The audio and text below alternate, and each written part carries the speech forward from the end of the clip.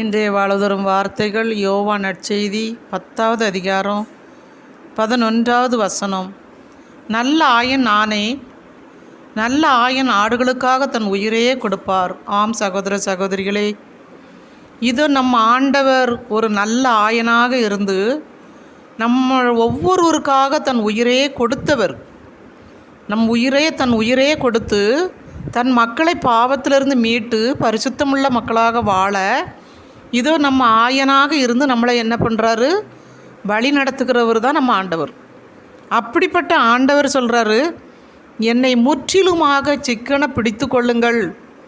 நீங்கள் நம்பிக்கையோடு வாழும்போது உங்கள் நம்பிக்கை ஒருபோதும் வீணாகாது.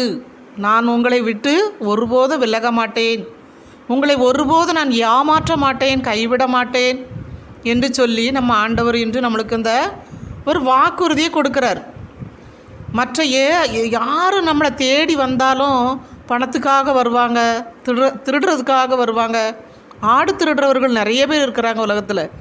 அப்படிப்பட்ட மனசை திருடுறவங்களுக்கு தான் இன்றைக்கி நிறைய பேர் ஒவ்வொரு மக்களும் கிளம்புறாங்க. ஆனால் நம்ம ஆண்டவரை முழுமையாக நம்புகிற மக்கள் ஒருபோதும் நம்மளை என்ன பண்ண மாட்டார், கைவிட மாட்டார், கை நிகழ மாட்டார், நம்மளை விட்டு விலக மாட்டார்.